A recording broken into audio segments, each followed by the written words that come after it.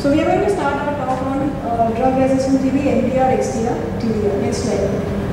First, I will give you the points that I am going to cover. Is first is definition, when to suspect drug-resistant, how do you diagnose, treatment, and then a few cases we will be discussing.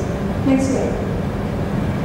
Now, this is the World Health Organization has given us a map about incidence of drug-resistant TB, and you can see the light green is India, where they say that 3 to 6% of TB cases are drug-resistant, whereas greater than 6% is basically China. I would say we are changing now. This data is of 2009, and if we actually see in our clinic, 6.5% I think was drug-resistant of all the patients with TB in our clinic. So that is the prevalence in sugar. Maybe I get a tertiary referral center and I'm seeing a lot of selected patients that are seeing, but this is among patients who are TB positive, okay? Drug resistant. This is not general population drug resistance. This is among patients with TB. Next slide. What is monoresistance? Resistance to any one drug is called as monoresistance. Next slide. Yeah, polyresistance, resistance to more than one drug. But it need not be INH and rifampicin together. It could be INH streptomycin or INH ethambutol or rifampicin pyrazinamide. So two drugs, but not INH and rifampicin together. Next slide. Multi-drug is INH rifampicin together. Why do we have so much on INH rifampicin together? Now this is where we have to understand how the drugs work. INH works on the rapid growers. So if I have a child who's diagnosed recently with TB, he's going to have multiple bacilli, 10 raised to the power 7 or 10 or whatever. And few of the bacilli are going to be rapidly growing. That's why he's formed the disease. So INH works at that time. Rifampicin works on the slow growers. So the dormant bacilli that is there in the system. Rifampicin is actually going to work on those bacilli. Pyrazinamide works on bacilli that are only in the acidic medium. So again, bacteria that are rapidly multiplying, producing acid. So rifampicin works only for bacteria in the acidic medium. Ethambutol, how it works, we don't know. It works, but how it works, we don't understand as yet. So that's the concept behind intensive phase and continuation phase. Intensive phase, we want to capture all the bacteria, the slow growers, rapid growers, acidic media, everything. Ethambutol is added to prevent resistance to the other three. So HRZ resistance we should not get, that's the reason ethambutol is added. And that's the reason why our category 3 is out. Earlier, as per RNTCP or WHO, we used to divide treatment of TB in the ways of CAT 1, CAT 2, CAT 3. CAT 3 was HRZ in the intensive phase, and then HR in the continuation phase. H is INH, rifampicin is R. So CAT 3 was basically used for mild disease, a lymph node or a pleural effusion. So those are the cases in which we used to use CAT 3. But then with this kind of drug resistance pattern that came, WHO made a declaration saying that we should not use 3 drugs in intensive phase at all. We should use 4 drugs.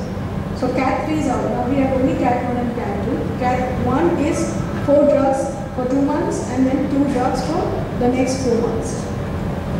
CAT 2 is basically for suspected drug-resistant TB. So if I'm suspecting drug resistance, I'm getting my drug sensitivity testing done. By that time, I can put the child on CAT 2, which consists of HRZES.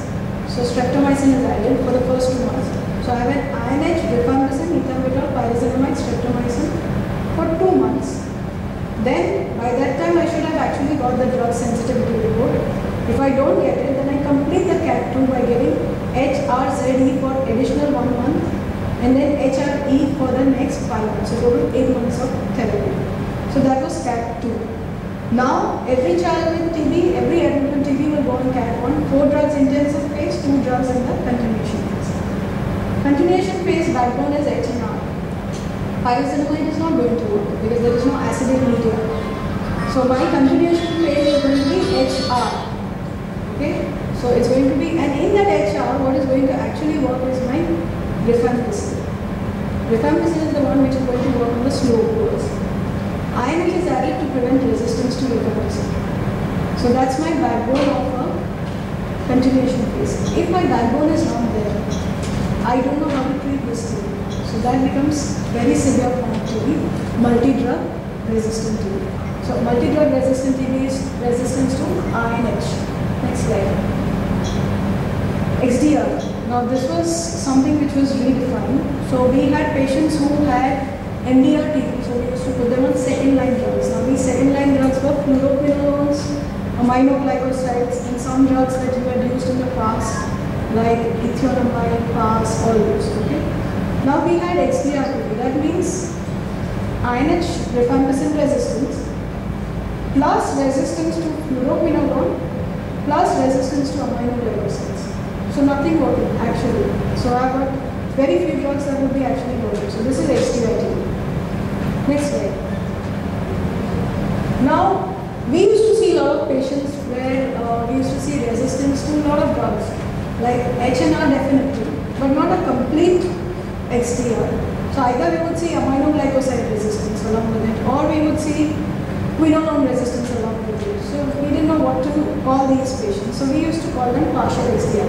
That means they are in between an MDR and an XDR. We are not declaring this that this is the definition because we don't want controversy with WHO and the government and all that. So we still, though for our practical aspect management, we label them as partial XDR, so our treatment duration goes a little longer. For definition purpose from a guideline point of view, this would still be MDR. Okay, because this is MDR, HNR plus additional drugs. Next slide.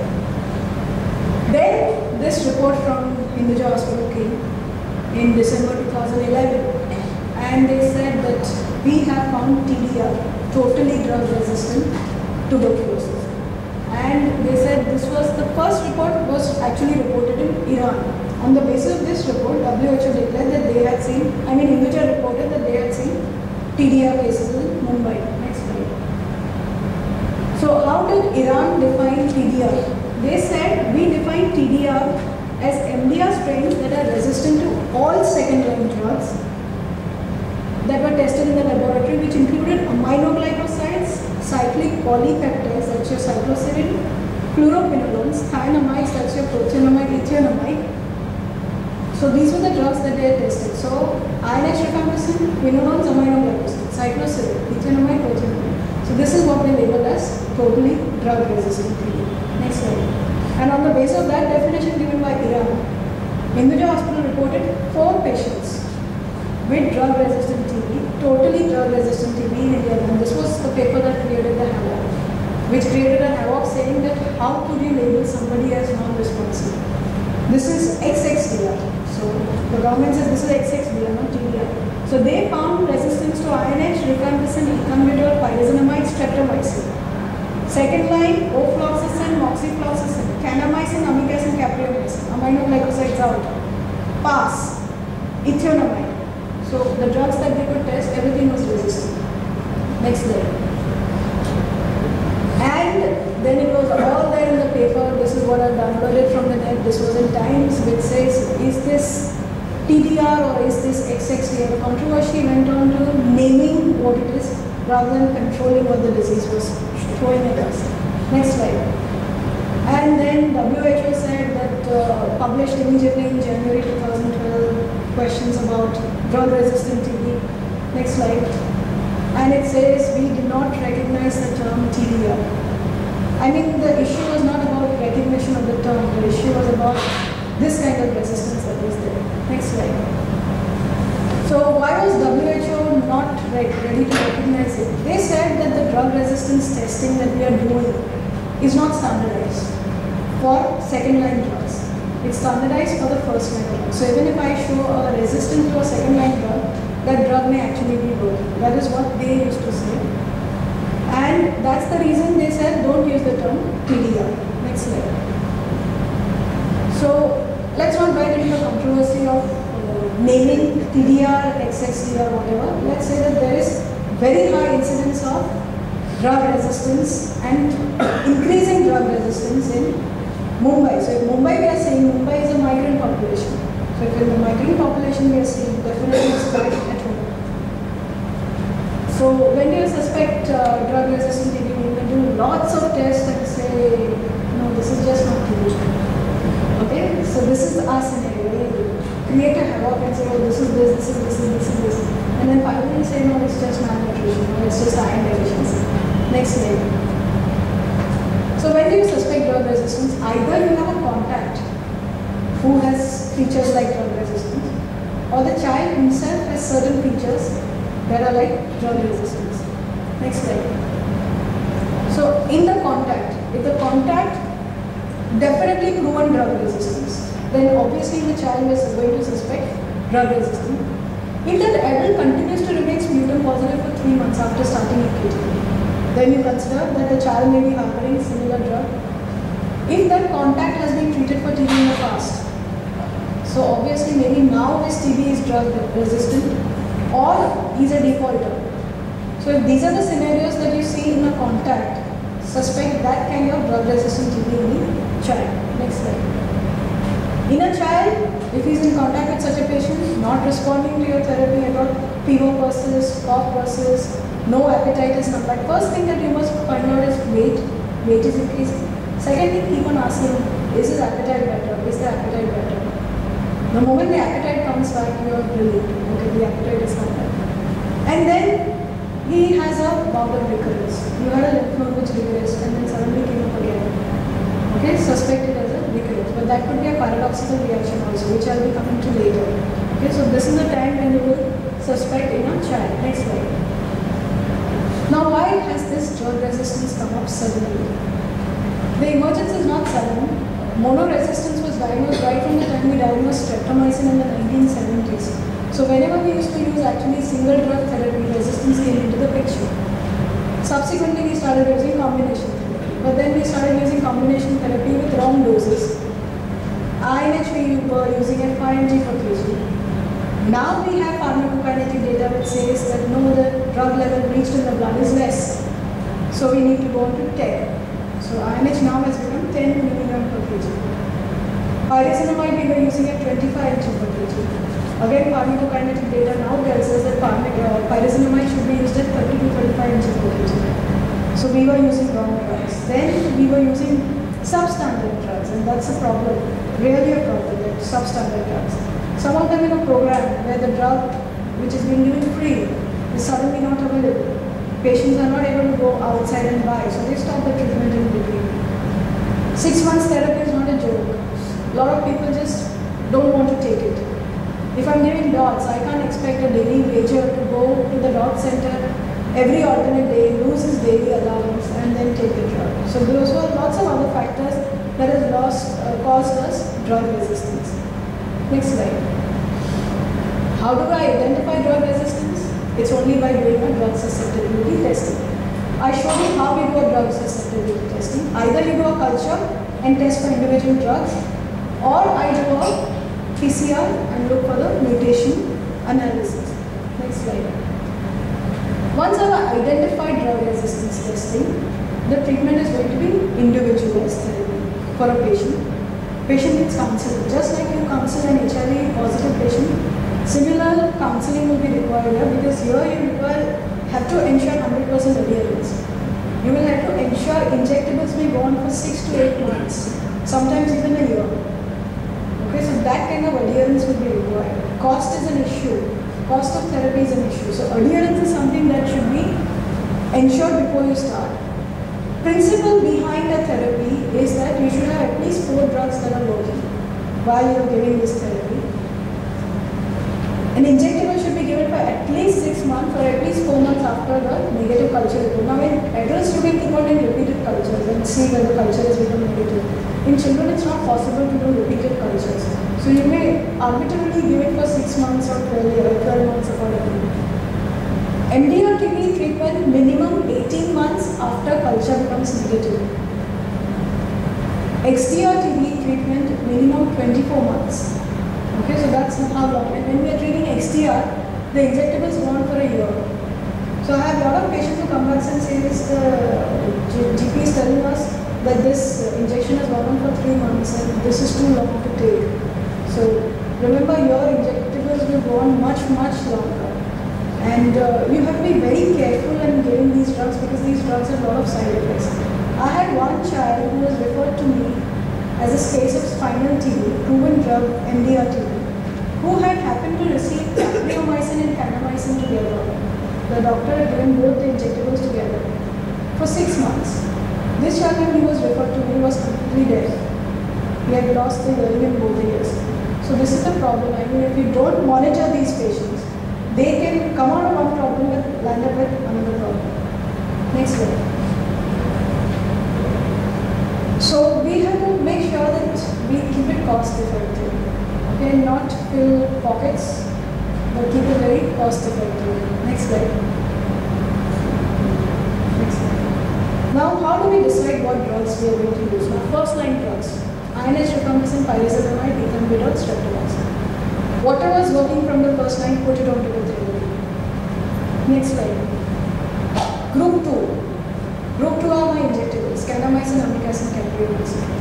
So one drug out of group 2, if it is sensitive. If aminoglycides are not sensitive, don't use it. Next slide. Group 3, quinolones. Okay? So you have levoflox, oflox, moxiflox. Now there are generations of quinolones, there are generations of aminoglycosides. So you just can't decide suddenly I want to give moxiflox, or in this child I want to give oflox, or this child I want to give levoflox. There's a generation of quinolone. So for a particular child, depending on how the drug resistance is, you may decide a particular quinolone, which can't be decided arbitrarily. Next slide. Then you have group 4, which are bacteriostatic. So you have your thionamides, that is your ethionamide, prothionamide. You have cycloserine, and you have PAS. Now again, these combinations, you have to be careful when we're using as a combination. PAS, ethionamide cannot be used together, ideally. Cycloserine, when we are using, it's available as a capsule. To give a capsule in a child, it's difficult. You can't break open the capsule and make it powder. Second, cycloserine causes a lot of hallucinations. So again, when you're giving it, I have had patients who definitely had hallucinations with cycloserine. So be very careful when. So this is something that can't be done just as we prescribe AKT. This requires counseling, monitoring, and maybe a little expert consultation when you're using these drugs. Next slide. And these are drugs which we don't know whether works or not, but we are adding it. So if I have a child whose resistance to INH, rifamycin, resistance to aminoglycosides, quinolones, PAS, ethionamide, what are we going to use? Maybe these drugs which have no proven efficacy. So I could have amoxicillin, or I could have linezolid, or I could have imipenem going on. So these are group 5 drugs which are in vitro found to be effective. In vivo, we don't know how it works. Next slide.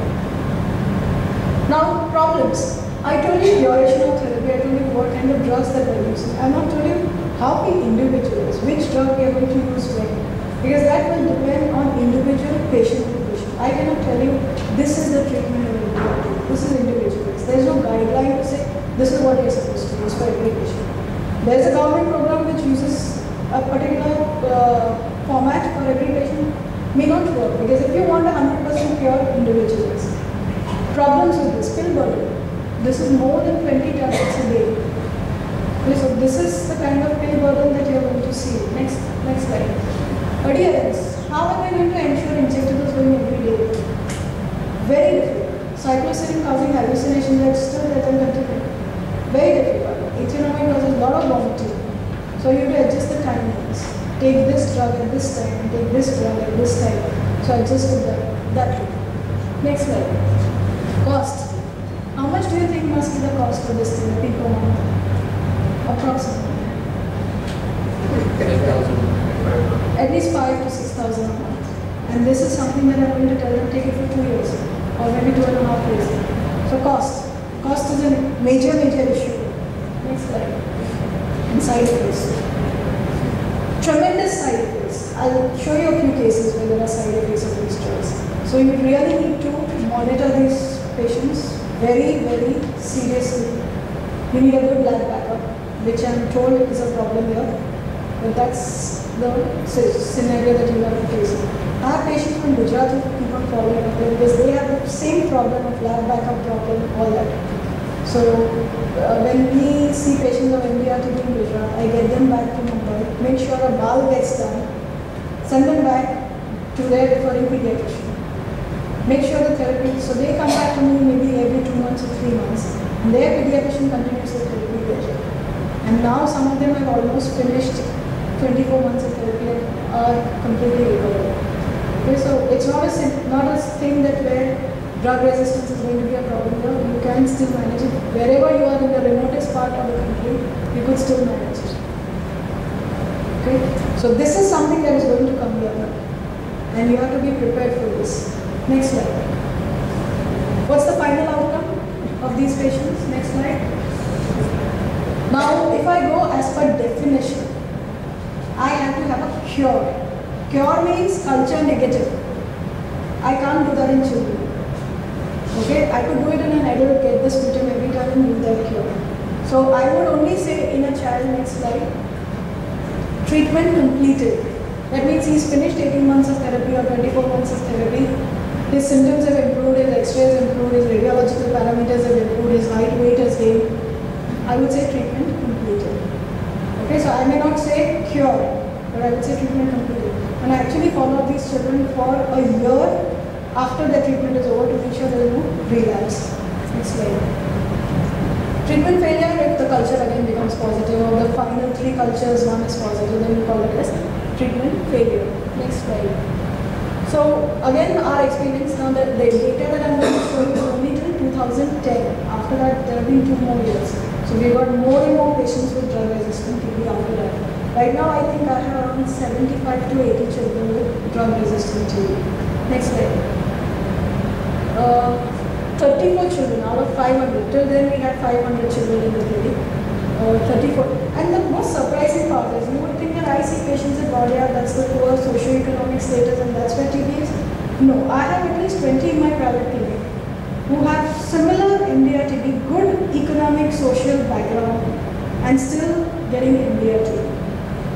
Every week I get at least 1 referral in my private consultation for a drug-resistant TB. So it's affecting every part of the community. It's not just lower socio-economic status only.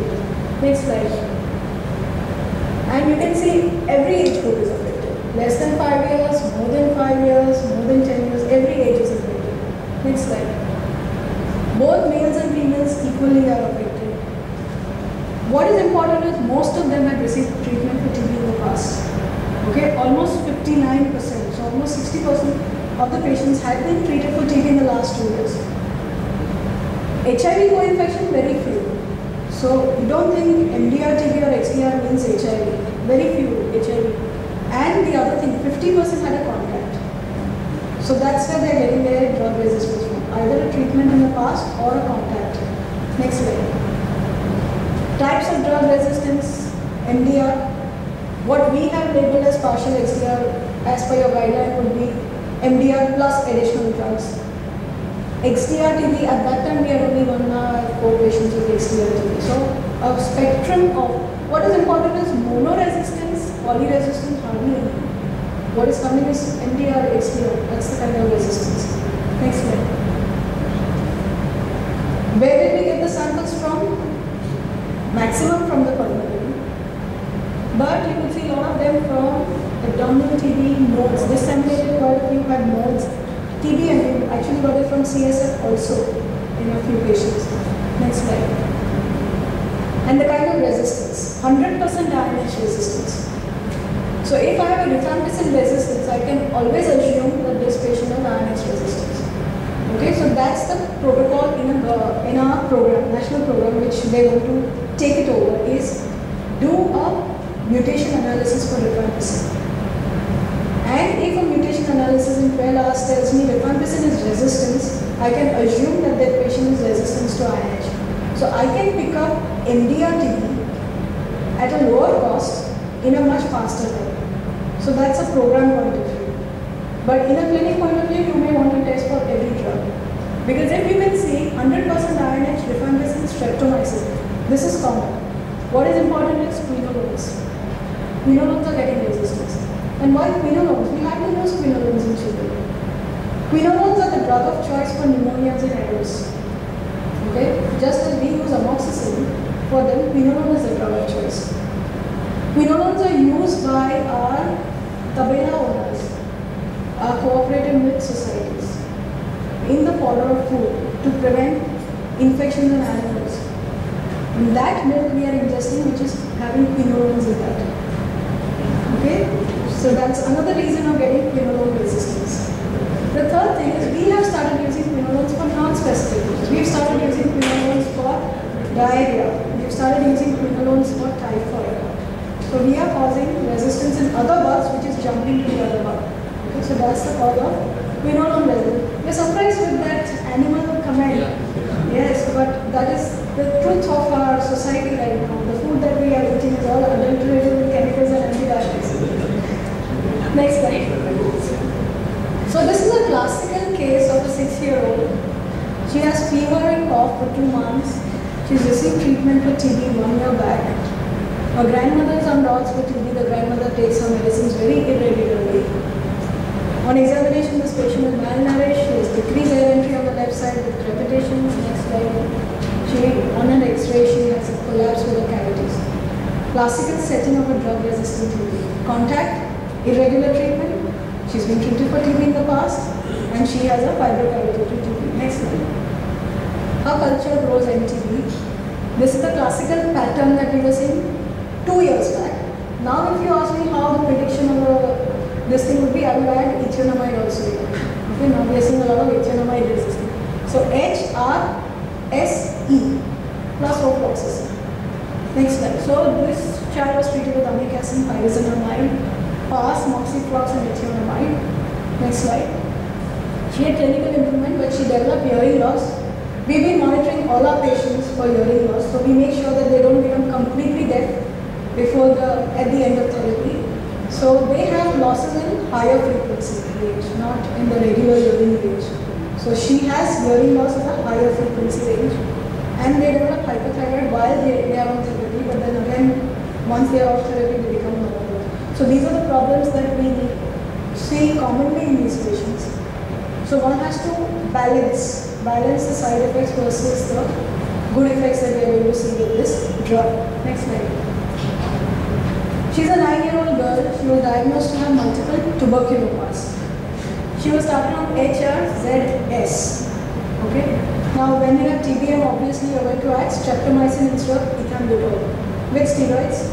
CSF TB culture after 6 weeks was resistance to HNS. So, in effect, if we see, this child received 2 drugs which were working. She received rifampicin and pyrazinamide, okay, because she was already resistant to the other 2.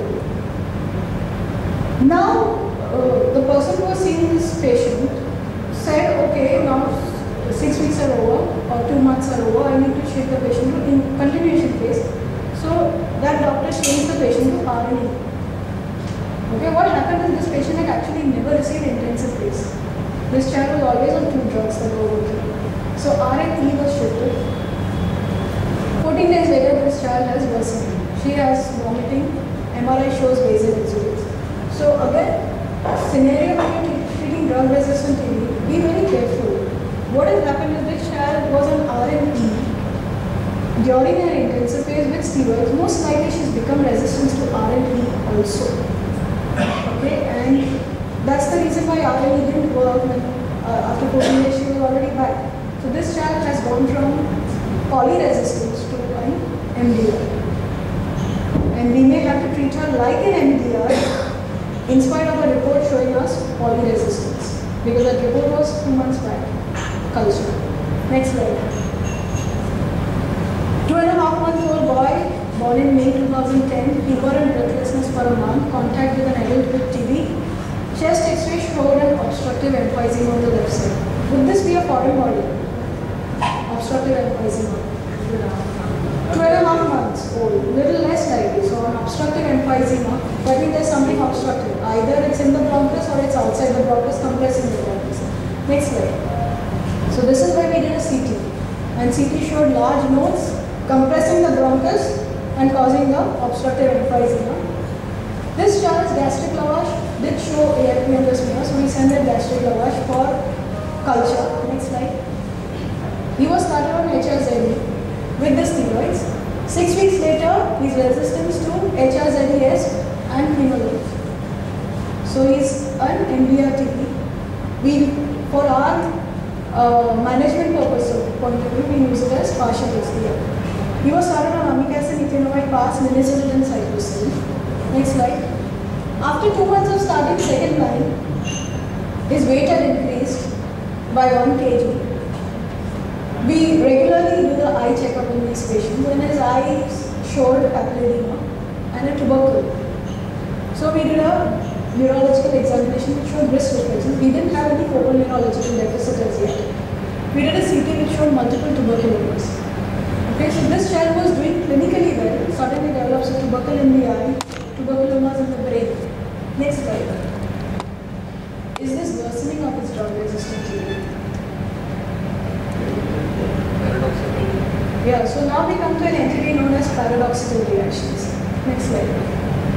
This paradoxical reaction is basically what you would have called as immune reconstitution in HIV positive patients. This child's immunity was down, you gave the drugs that worked, immunity came up. Immunity caused a hypersensitivity reaction and it caused flare. Flare could be in the form of tuberculomas, flare could be in the form of a gland that has come up, or flare could be in the form of a pleural effusion. Okay, so if I have a child who is improving clinically but worsening some other way, in the sense that tuberculomas came up, pleural effusion came up, this is not a bad sign. It's a sign of his immunity causing a hypersensitivity reaction. And I just need to suppress this with steroids. So you have a drug-resistant TB on one hand, and the other end you have a good immunity where I need to give steroids. So you may come across these kind of scenarios also in your practice. Next slide. So this child we continued second time, we added steroids. At 11 months now, he's doing well, neurologically normal, milestones normal, and he's absolutely fine on follow-up. Next slide. So drug-resistant TB is on the rise. You will have to keep a watch for it. Empirical treatment of TB should be avoided, which was there also in my previous talk. Second line AKT should only be used for proven drug-resistant TB. Don't just, I get a lot of prescriptions where patient did not work with HRZD, somebody added Levoflox. Okay, don't add one drug like that. It's going to cause more problems. And you need to be very aggressive in monitoring these patients and keep a close watch for side effects. You don't want to eradicate one problem and get another problem into the picture. Next slide. So I think it's time to stamp out overdiagnosis of TB and also drug-resistant TB. Thank you. So we'll stop here.